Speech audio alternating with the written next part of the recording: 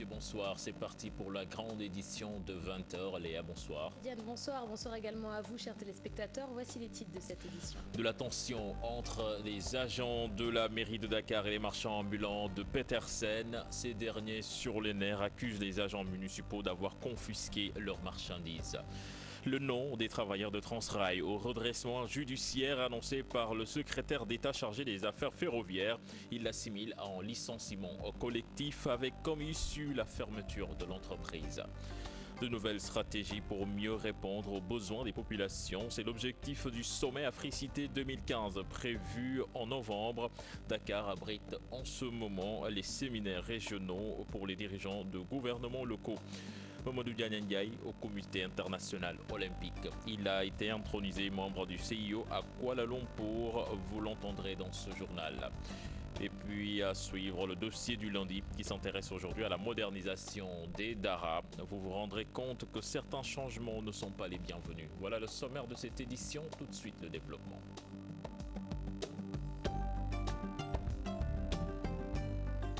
Bienvenue à toutes et à tous. Le feu couvre entre agents de la mairie et marchands ambulants à Petersen. Une fois de plus, leurs marchandises auraient été confisquées par la mairie. Incapables de travailler, ils demandent au chef de l'État de leur venir en aide. C'est un reportage qui est signé Aïssatou Païfal et Tierno Laurent Mendy. Derrière des barrières, encerclés par des policiers, les marchands ambulants de Petersen, rage au ventre, dénoncent. Malmenés tous les jours par les agents de la mairie, ils peinent à travailler. Comme d'habitude, nous vaquons nos occupations et là, les agents d'Alindoy sont venus prendre nos marchandises. Nous ne cherchons pas la bagarre, nous voulons juste travailler. En plus de cela, ils veulent que nous regagnions ce marché qu'ils ont construit. Ils nous demandent pour cela la somme de 150 000 francs. Où pouvons-nous trouver cela alors qu'on tire le diable par la queue? Il nous est impossible de donner cet argent avec ce que nous gagnons et qu'il ait pitié de nous. De ce fait, ils n'interpellent plus Ali Ndoye. Ils en appellent à la bonne volonté de Macky Sall pour sortir des griffes de ces derniers. Nous appelons Macky Sall, président de tous les Sénégalais, à nous venir en aide. Nous sommes tous des Sénégalais. Depuis le début du mois de Ramadan, nous vivons ce calvaire. Ballottés de gauche à droite, nous ne savons plus quoi faire. Ils sont armés de machettes et de couteaux et viennent tout prendre. Nous les connaissons tous. Ils habitent ici, ce ne sont que des bandits. Et toutes les marchandises saisies sont revendues au marché Tilène par ces agents. Interpellé, ce responsable de la mairie n'a pas voulu se prononcer sur la question.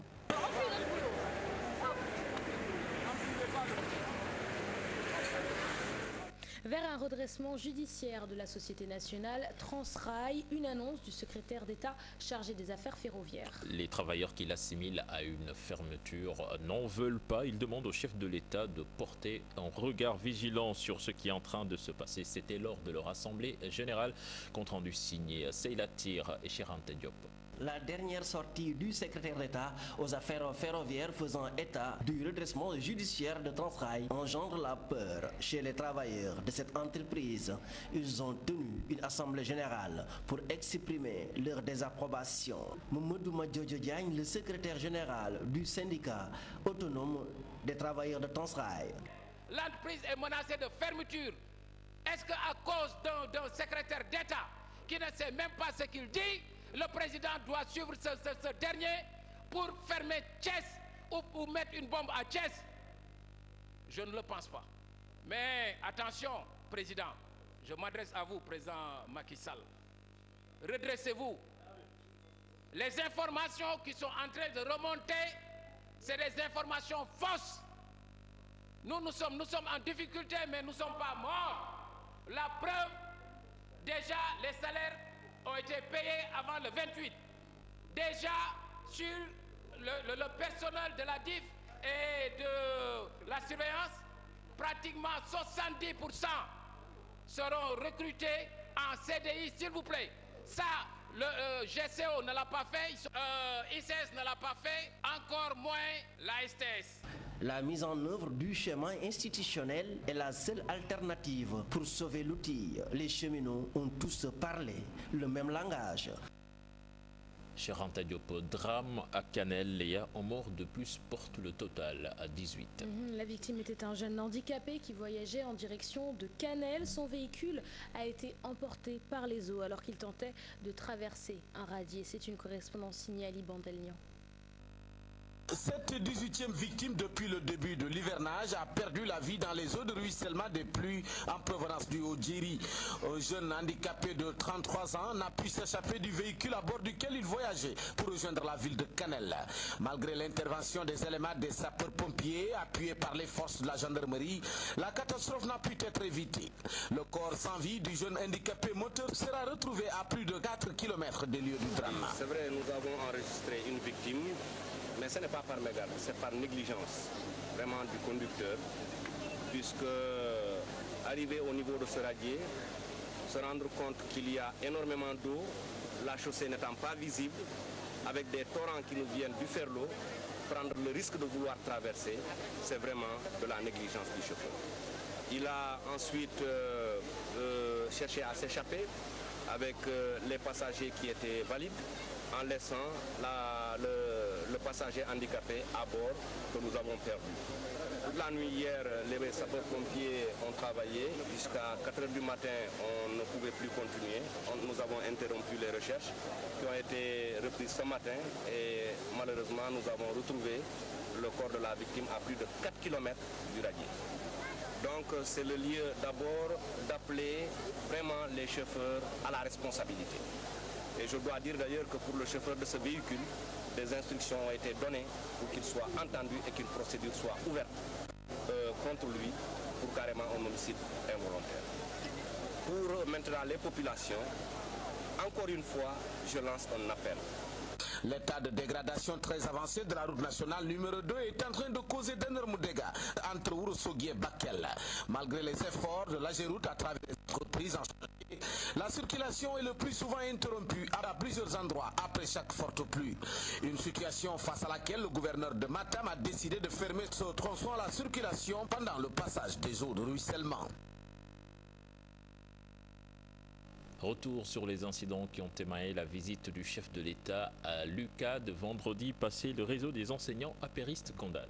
Ils accusent l'opposition, le PDS plus précisément, et Réumi d'être à l'origine de ces violences. Ahmed Tidiane Diallo de l'APR est au micro de Pape Cherdiac. Nous l'écoutons.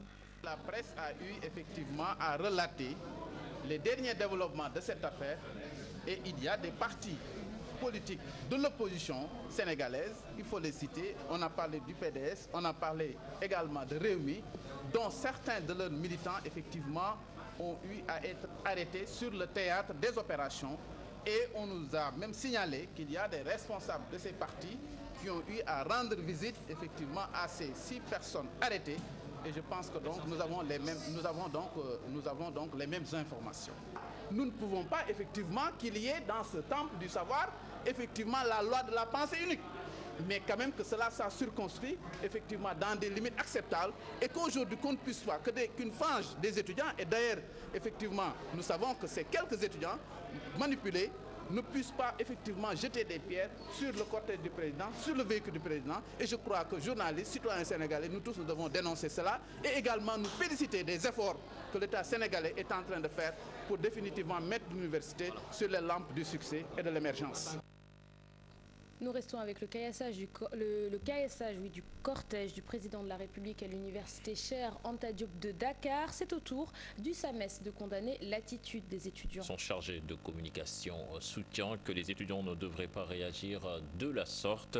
Moustapha Sall propose le vote d'une loi interdisant toute activité politique au sein du campus social. Aminata Baresso et Moulou Diop.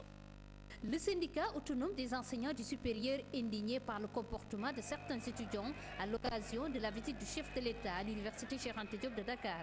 Pour le chargé des revendications, le geste n'est pas digne d'un étudiant.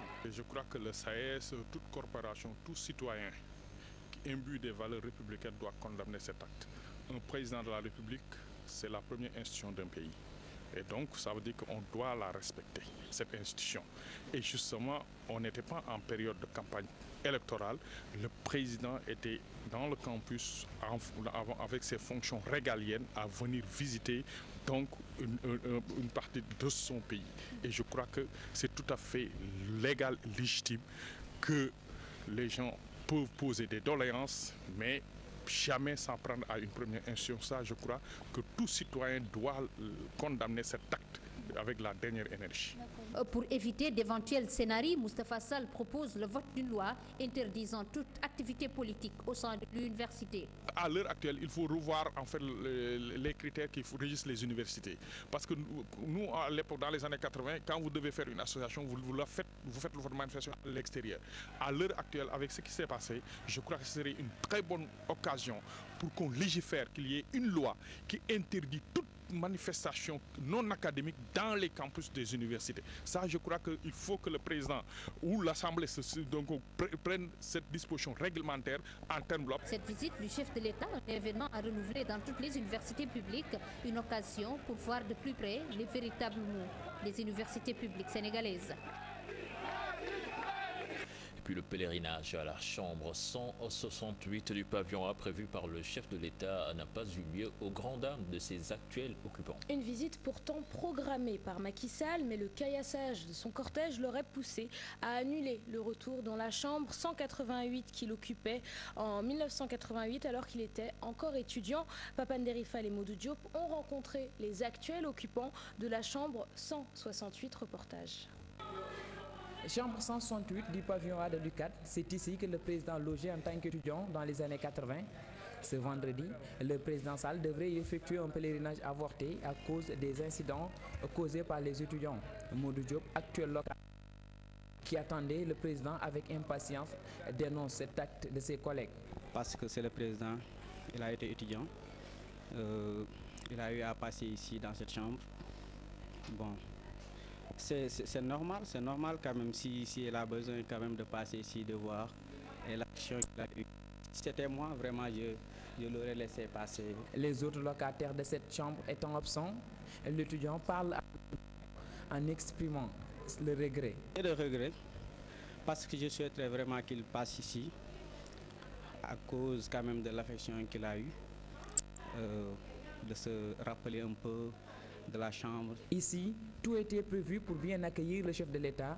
Modou et ses colocataires avaient des messages. J'allais exposer quand même les problèmes au niveau de l'université, c'est-à-dire la restauration, le problème de logement des étudiants, le problème des amphithéâtres, parce qu'au niveau des amphis, vraiment c'est du n'importe quoi. Au niveau des labos, si tu vas là-bas à la faculté de sciences, tu vas n'importe quoi. Au niveau des labos, tu ne verras même pas des prises. Les incidents nés de la visite du chef de l'État ont empêché son pèlerinage à la chambre 168. Les actuels occupants s'en désolent et saluent le chef de l'État. L'ancien international sénégalais El Hadj Ousseynou Diouf affiche son soutien au président Macky Sall. Oui, El Hadj Ousseynou Diouf donc, qui soutient les projets du chef de l'État dont il souhaite la réélection. Je vous propose donc de l'écouter. Il est interrogé par Mamadou Ibra Kane qui est actuellement à présent en Malaisie.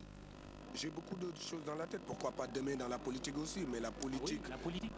Sur la politique, parce qu'aujourd'hui, pour moi, ma façon de voir la politique, c'est d'essayer de changer les choses en bien.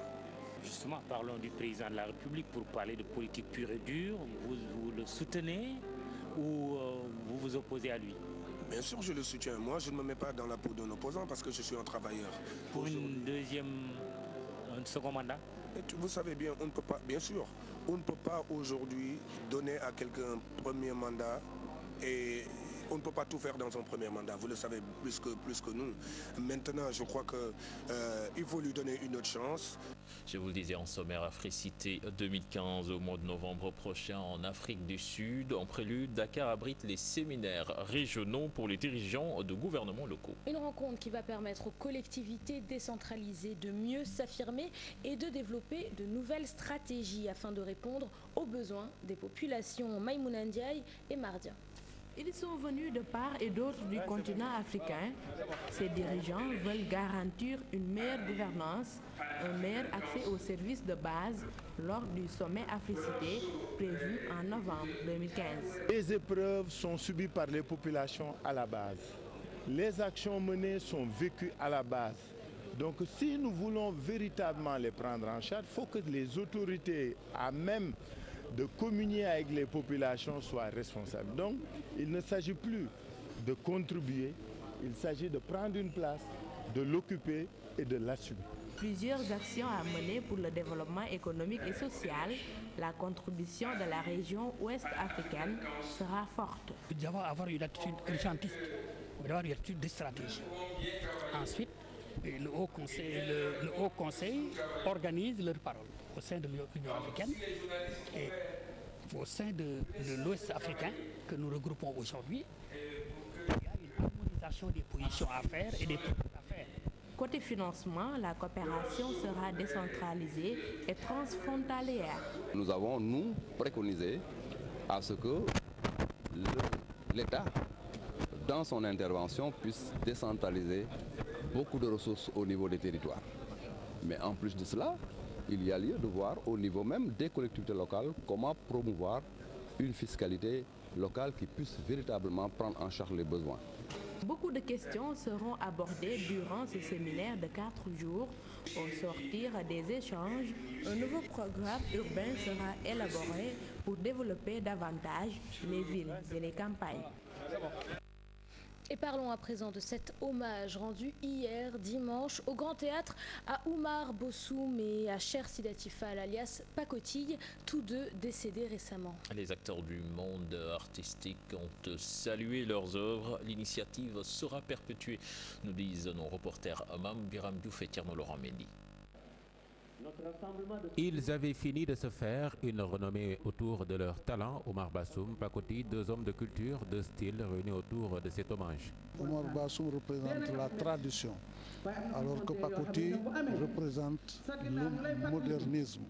Mais ils sont unis pour le travail qu'ils ont fait ensemble dans la promotion de l'art. Les deux artistes dont nous pleurons la disparition étaient des citoyens engagés, qui nous laisse un legs artistique et militant incommensurable.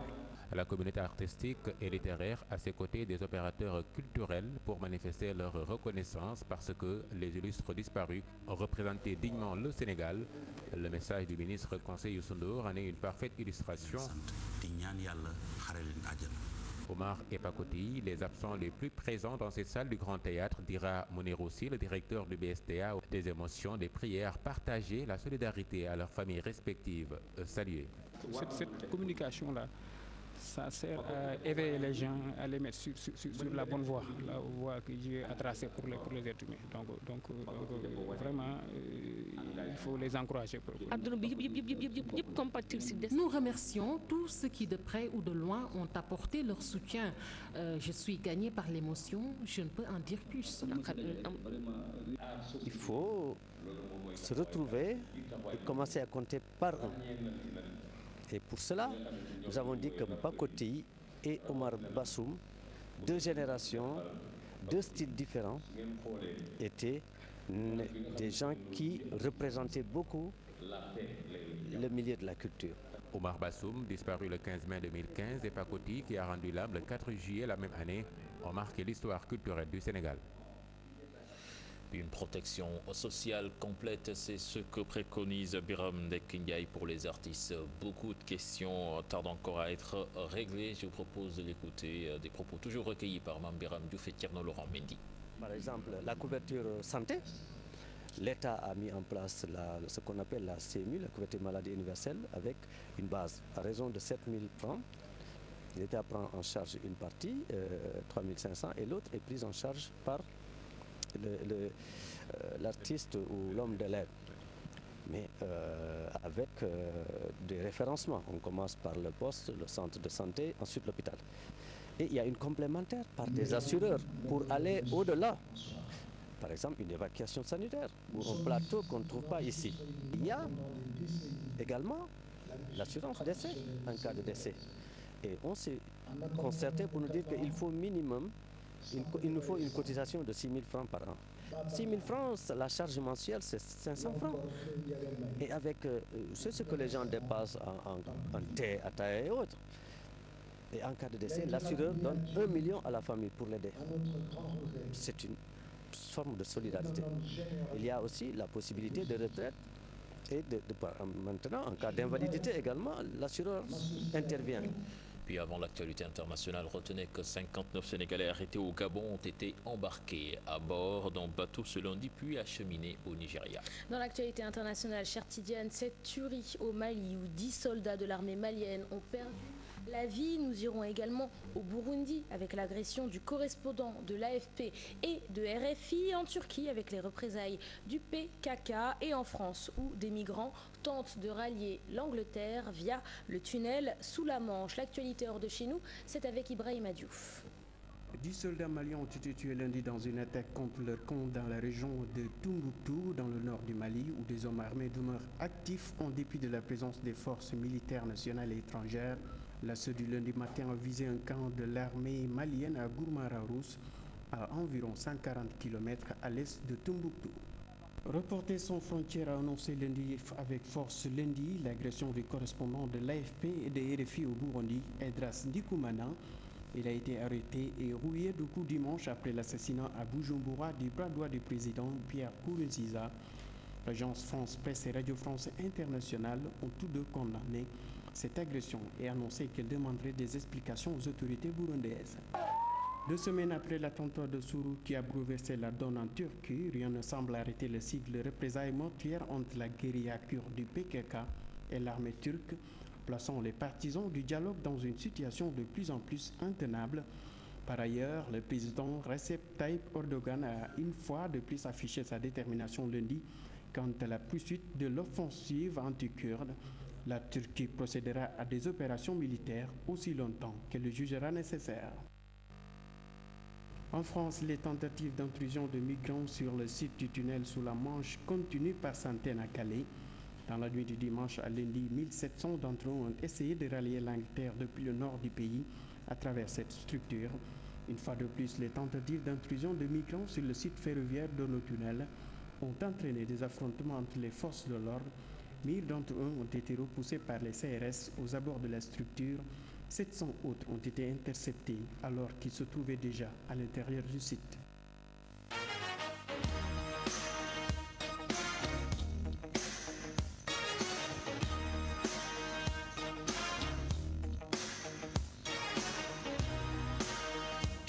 C'est parti pour la page des sports, direction Kuala Lumpur, Léa. Et oui, l'Asie, chère Tidiane, est décidément une terre bénie pour le Sénégal. Après la médaille olympique d'Amadou Diaba en 1988 et le quart de finale des Lions du football conduit par feu Bruno Metsu au mondial de 2002 en Corée du Sud, c'est au tour de Mamadou Diania Ndiaye d'être élu au CIO dans un autre pays asiatique. Le président du CNOS et célèbre homme d'affaires succède ainsi à ses compatriotes Amadou Barry, Kebambaye et Lamine Diack. Son élection a eu lieu ce matin à Kuala Lumpur en Malaisie. L'heureux élu est au micro de Mamadou Ibra Kane. Je vous propose de l'écouter.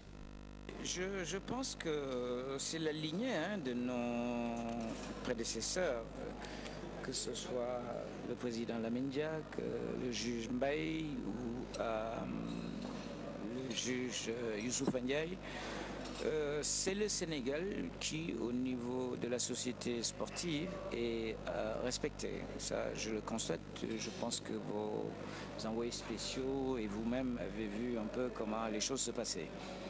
Donc, je suis heureux pour le pays, je suis heureux pour l'équipe, pour le collectif, et puis surtout, c'est un signal fort pour dire que notre pays, dans le concert mondial du sport, existe et a une place. Il y a d'autres banquiers, vous avez le vice-président de la Fédération Roselle, qui est membre du CIO, et puis vous avez vu le parterre des chefs d'État, qui, j'espère, vont se rendre compte qu'il y a un tout petit pays, quelque part sur la carte du monde, qui s'appelle le Sénégal, et qui est une grande nation. Et puis football, l'AS Douanes s'est offert hier la Coupe de la Ligue face à Dakar Sacré-Cœur, score final 3-1. La satisfaction a été au rendez-vous côté Gabelou. L'on se réjouit de la discipline avec le respect des consignes. À Dakar Sacré-Cœur, l'on déplore le manque de fraîcheur. Je propose d'écouter les deux entraîneurs interrogés par Pape Faraning et Younous Diatta. Bon, satisfait, bon. Dans l'ensemble satisfait, voilà. Discipline, travail, cohésion, alors relationnel, affectif. Je pense qu'on a montré que nous sommes d'une bonne équipe et une équipe aussi qui croit en elle, alors qui aussi applique à la lettre vraiment avec rigueur, alors son système de jeu, avec des joueurs aussi vraiment très dévoués, très doués aussi. C'est la fatigue. Aujourd'hui, ils n'étaient pas à l'aise. Ils étaient fatigués, il faut le dire. Parce que là, le match qu'on a joué à Ziguinchor, c'était un match plein où on a perdu 1-0 face à une grande équipe du Casa Sport. Et puis le voyage, aujourd'hui, 3-4 jours après, tu viens jouer avec encore une grande équipe de la Douane. On était fatigués, mais ce n'est pas une excuse. La Douane était meilleure que nous aujourd'hui.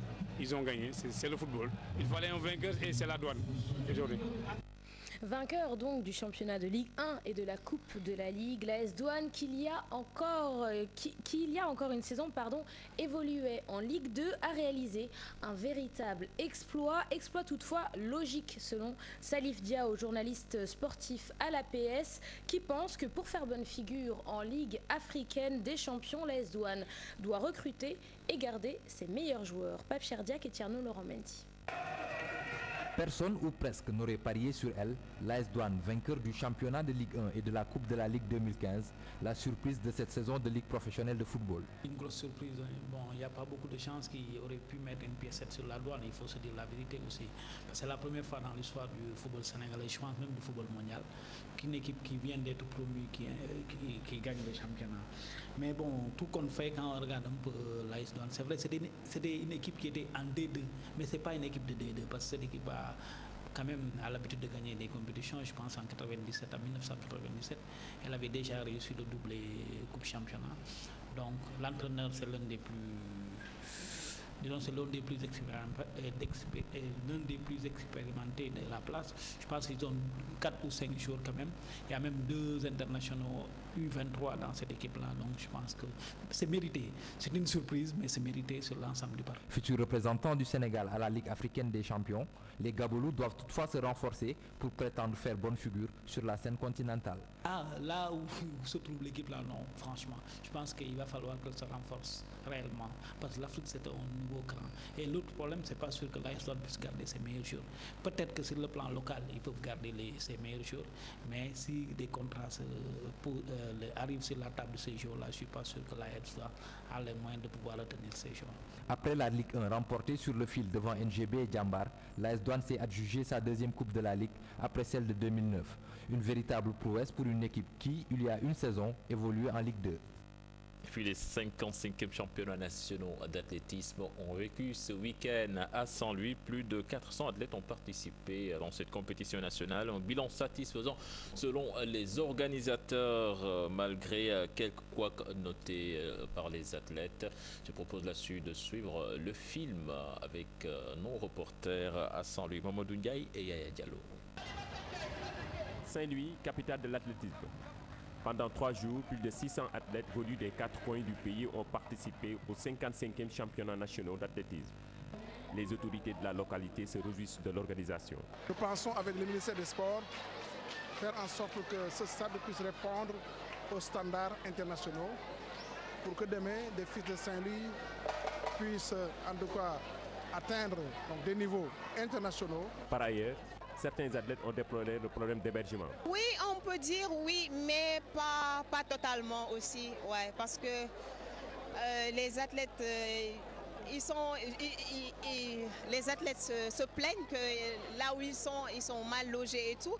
Donc j'espère que la prochaine fois, ils feront de leur mieux pour les mettre dans de bonnes conditions. En tout cas, on n'a pas trop été dans de bonnes conditions puisqu'on a logé dans des salles de télévision.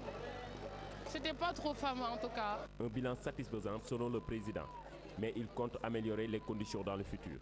Nous pouvons dire que nous sommes satisfaits satisfait dans la mesure où l'ensemble des participants ont manifesté vraiment leur contentement, leur joie d'avoir participé à ces championnats à Saint-Louis.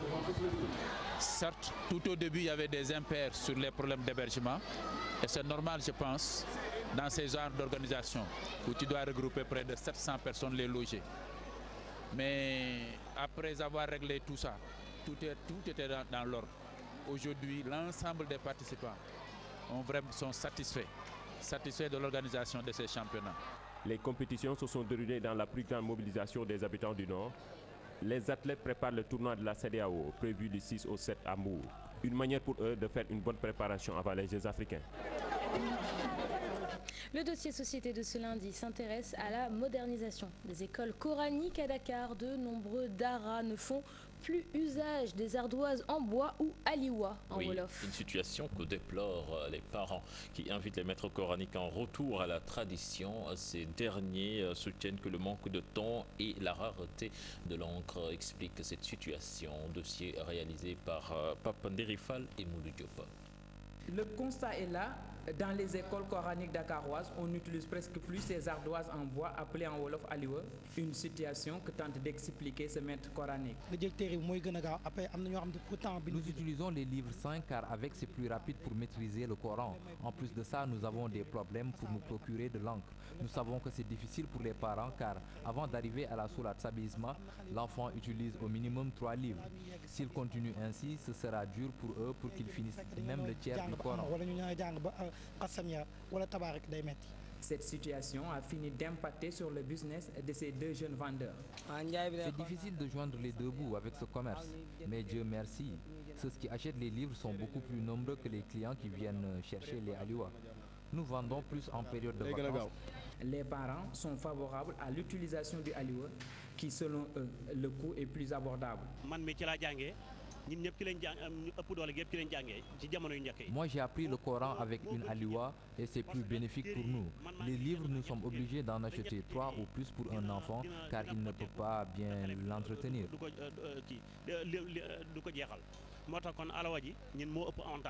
Ces aliwa échangés contre 1000 francs ou plus selon la taille, ils ne se vendent plus comme avant. Modernité oblige. Les parents appellent à son retour dans les daras pour plus d'économie et de pédagogie. Merci, Pape Nderifal. C'est la fin de ce journal, Léa. Merci. À On toi. se donne rendez-vous à demain. Ah bah oui, avec plaisir, à demain. La permanence est déjà en place avec Chérif. Chérif, le reste du programme du lundi. Tu veux vraiment que je te le dise? Voilà. Non, mais je ne vais pas te le dire. Je vais laisser la primeur aux téléspectateurs. Va devant ton petit écran, tu vas voir. Très taquin, cher Tidiane Diao. Merci beaucoup aussi à Léa Soukeneya. Et on vous retrouve demain pour les infos. Restez sur TFM. À tout à l'heure.